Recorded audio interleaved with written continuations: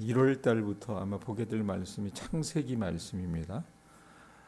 2026년 아마 한 해 동안 창세기, 이사야, 요한복음 이런 책들을 우리가 보게 될 텐데, 하루 당겨서 12월 31일 25년 마지막 날에 이 창세기 30 부분을 같이 좀 공부했으면 좋겠습니다.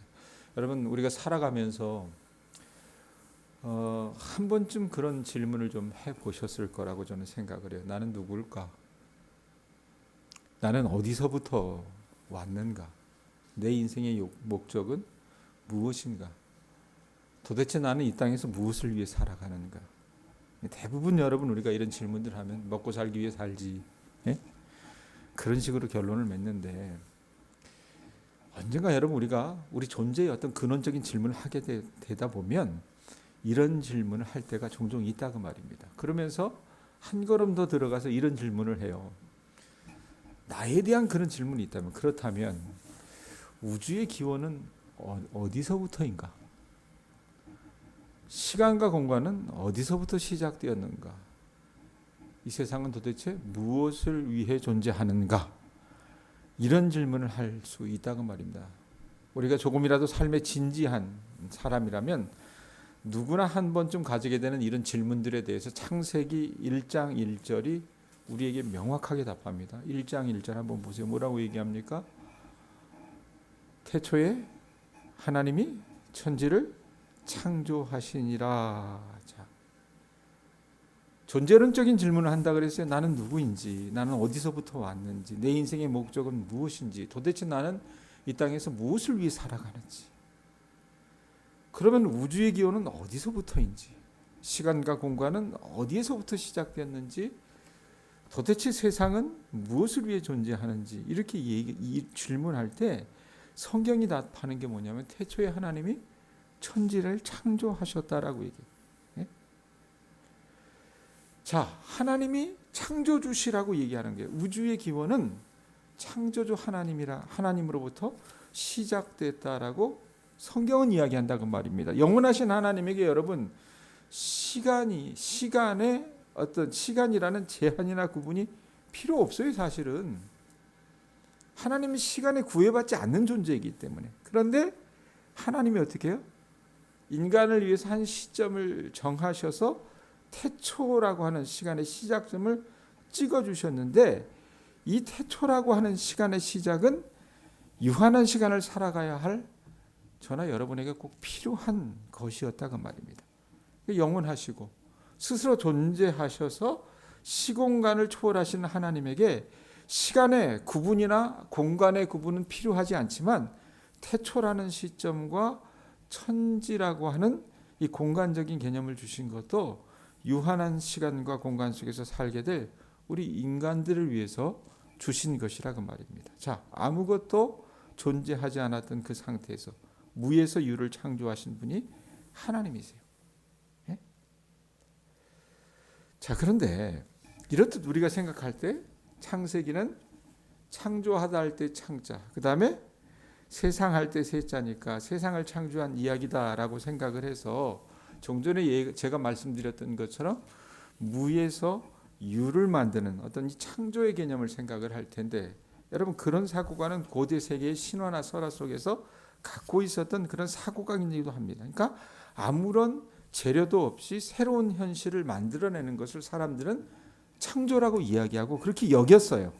그런데 하나님께서 이 창세기를 써 내려가실 때에 하나님이 창조하신 데는 보면은 무에서 유를 만들어낸 것보다는 특별한 그 하나님께서 창조하셨을 때 재료를 가지고 창조하셨어요. 세상을 창조하실 때 창조하시는 재료에 대해서 2절 3절이 뭐라고 얘기합니까? 2절 3절 한번 같이 읽어봅시다. 시작. 땅이 혼돈하고 공허하며 흑암이 깊음 위에 있고 하나님의 영은 수면 위에 운행하시니라. 하나님이 이르시되 빛이 있으라 하시니 빛이 있었고. 자, 하나님이 천지를 창조하셨다라고 얘기를 하시잖아요. 시간과 공간을 창조하셨는데, 창조의 재료를 2절에 보면 뭐라고 합니까? 그때 보면 땅이 혼돈하고 공허하며 흑암이 깊음 위에 있었다라고요. 창조의 재료가 혼돈과 공허와 흑암이었다라고 해요. 여러분, 혼돈과 공허와 이 어둠, 흑암은요, 그 깊이를 알 수 없을 만큼 그냥 우리가 개념으로 알면 아득해요. 자, 그런데 그 아득한 그곳에 하나님의 영이 어떻게 합니까? 수면 위에 운행하셨다 그랬는데, 그런 깊이로 휩싸인 물에 움직이시자 뭐가 탄생합니까? 3절에 보면 하나님이 이르시되 뭐가 있으라 그랬어요? 빛이 있으라 하시니 빛이 탄생한다. 자, 이걸 가지고 제가 이 새벽에 우리 교우들에게 첫 시점이 어떠했는지, 이게 몇 백만 년 전의 일인지, 이걸 여러분 제가 과학적으로 논하지는 않겠어요. 우리에게 적용할 수 있는 그런 의미로서 이 말씀을 좀 끌어왔으면 좋겠습니다. 그러면 이 창조의 사건이 여러분 오늘을 살아가는 우리들의 삶에도 적용할 만한 의미가 있다 그랬어요. 왜? 하나님이 세상을 창조하실 때 어떤 재료가 있었는데 그 재료를 여러분 2절에 뭐라고 얘기했습니까? 혼돈과 공허와 흑암이라 그랬어요. 여러분, 내가 지금까지 고생하고 낙담하고 상처받던 그 세월은 어찌 보면은요, 이런 혼돈과 공허와 흑암과도 같은 삶이 아닐까 싶습니다. 그러나 그 시공간을 하나님의 영이 따뜻하게 감싸주시면 여러분, 볼품없는 내 인생도 새로운 의미의 인생의 빛이 비춰지게 된다 그 말입니다. 빛이 태어나요. 즉 내 인생의 지혜와 열정이 샘솟고 내가 나만을 위해 살아가는 것이 아니라 남을 위로할 수 있는 힘이 내 안에서 생겨요. 무엇 때문에? 하나님이 일하시기 때문에. 힘겨웠던 내 삶이 그냥 여러분 잊혀지는 것이 아니라 전혀 다른 가치를 얻어서 나만을 위한 삶이 아니라 자신과 남을 살리는 생명이 될 수 있다는 것을 이 말씀이 보여줄 수도 있다 그 말입니다. 그러므로 여러분, 하나님 안에서는요, 어떠한 것도 무의미하지 않아요. 하나님이 창세기 1장에 이 말씀을 통해서 세상을 창조하셨듯이 어떻게 보면 오늘 혼돈과 공허와 흑암의 삶을 살아가고 있는 우리들을 그분의 창조의 손길을 통해서 새로운 능력의 소유자로 변화시켜 주신다 그 말입니다. 우리가 창세기에 처음을 읽어나가면서 이런 창조에 관한 믿음을 갖게 되기를 주님의 이름으로 소망합니다. 자, 하나님이 말씀으로 세상을 창조하시고 축복하시며 생명으로 가득 차게 하셨다는 것이 3절 다시 보세요. 3절 보면 하나님이 뭐 하셨다 그래요? 이르시되 빛이 있으라 하시니 빛이 있었고. 자, 어느 신학자가 이 말씀을 가지고 이렇게 풀어요. 하나님이 여러분 말씀으로 세상을 창조하셨잖아요. 이 말이라고 하는 것은 우리 인생에 여러분 빛을 만들 수 있어야 하고 생명을 넘치게 하며 사람들을 축복하는 능력이 있다고 말합니다. 그렇게 보면 사람들의 마음을 어둡고 우울하게 하고 비난하는 말은 여러분 하나님께서 세상을 창조하셨을 때 말씀으로 창조하셨다고 했는데 그 비난하는 말은 더 이상 말이 아닐 수 있다는 얘기입니다. 우리는 흔히 여러분 우리가 하는 말을 의사소통의 수단으로 생각을 하지만 단순히 그렇게만 생각한다면 여러분 우리 입에서 내뱉는 말이 여러분 좋은 말만 나오는 게 아니잖아요. 욕설도 나옵니다. 남을 저주하기도 합니다. 비난도 합니다. 이런 것들이 소통이죠. 그런데 말이 단지 여러분 의사소통의 수단으로 그치는 게 아니잖아요. 말은 그 자체가 하나의 독자적인 능력을 갖고 있습니다. 그래서 하나님께서는 사람의 말이 애초에 그런 능력을 갖도록 만들어 주셨기 때문에 좋은 말은 사람들의 마음속에 뭘 만들어낼 것 같아요? 오늘 말씀에 있는 것처럼 빛을 만들어냅니다. 예? 여러분 이게 사람에게만 국한된 일이 아니잖아요. 화초 기르시는 분들이 있죠. 화초를 좋아하시는 분들은 매일 여러분 아침에 일어나서 그 식물에게 좋은 말들을 한번 해보십시오. 실제로 그렇지 않은 말을 들은 화초와는 다르게 좋은 말을 들은 화초는요, 그 결과가 완전히 다른 결과를 낸다고 하지 않습니까? 하나님께서 당신의 형상대로 창조한 인간의 말에 그런 능력을 주셨다는 것을 우리가 알으셨으면 좋겠어요. 그러므로 좋은 말은, 우리가 하는 좋은 말은 사람들의 마음에 빛을 만들어낸다는 것을 여러분들이 이해하셨으면 좋겠습니다. 좋은 말을 들으면 어떻게 해요? 시름시름 앓던 사람들도 기운을 차릴 수 있어요. 내가 여러분 작은 일을 했다고 하더라도 그 작은 일에도 격려해주고 미미한 성취도 어떻게 축하해주면서 진실한 마음으로 우리가 여러분 사람들을 밀어주고 그들을 지지해주면 그 말을 들은 사람은 자기도 몰랐던 잠재 능력을 발휘하게 된다 그 말입니다. 왜? 창조의 하나님께서 하셨던 그대로 우리가 어떻게 해요? 할 수 있다 그 말이에요. 그 사람에게 새로운 세계가 열리는 거라 그 말이에요. 자, 이렇게 하나님께서 말씀하시니까 4절에 여러분 뭐가 생겨요? 빛이 생기고 나서 그 빛을 보고 하나님 뭐라고 얘기합니까? 앞부분에 빛이 하나님 보시기에 뭐 했다 그래요? 좋았다라고 해요. 예?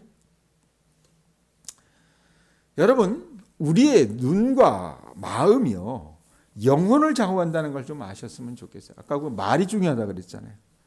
하나님의 시선을 여러분 우리 마음에 심으면 영혼의 차원이 달라질 수 있대요. 하나님이 보시는 것은 생명을 아끼고 사랑하는 시선이에요. 제가 늘 지나가면서 하는 얘기지만 이곳 동향에서 살아가는 사람들의 삶과 서울 강남에서 살아가는 사람들의 삶은 세상의 시선으로 보면 여러분 하늘과 땅 차이일 것입니다. 예? 타락한 눈의 시선으로 보면 그럴다 그 말입니다. 그러나 하나님의 눈으로 보면 아무도 주목하지 않는 이 전라북도 진안군 동향면의 촌부의 삶이 여러분 말씀에 있는 것처럼 하나님 보시기엔 좋았다라고 말하는 거예요. 그러기에 하나님 보시기에 좋았다는 말은 낙심한 우리들에게, 낙심한 사람들에게 희망을 가져다 주는 메시지라는 것을 아셨으면 좋겠어요. 이 말은요, 어두운 세상에 빛을 비추어 주는 일이 된다 그 말이에요. 죽어가는 사람들에게 생명의 기력을 불어넣는 아름다운 일이 된다 그 말입니다. 여러분, 이 성경을 쓰고 하나님을 고백했던, 이게 소위 말하면 이스라엘 백성들이 갖고 있었던 창조 설화에 대한 자기들의 믿음이었는데, 이 창세기가 어느 때에 여러분 완전히 완성이 되었냐면 모세가 그것을 써내려가기 시작했지만 사실은 그것을 집대성한 것은 노예 신분으로 살아갔었던 히브리 사람들이, 여러분 그 바벨론 유수의 그 포로 생활을 하면서 이 글을 정리를 했던 거라고 말입니다. 당시 노예 신분의 히브리 사람들은요, 그들이 보고 있었던 게 있었습니다. 이게 뭡니까? 으리으리한 도시, 거대한 석상 등 이 바벨론 제국의 번창한 문명 아래 살고 있었어요. 제가 상하이 얘기를 가끔가다 하잖아요. 예? 여러분은 서울이 제일 좋은 줄 알죠? 예? 뉴욕이 제일 좋은 줄 알죠? 상하이가 여러분 도시 하나가 경기도만 합니다. 서울 가면 아파트 많다라고 얘기하잖아요.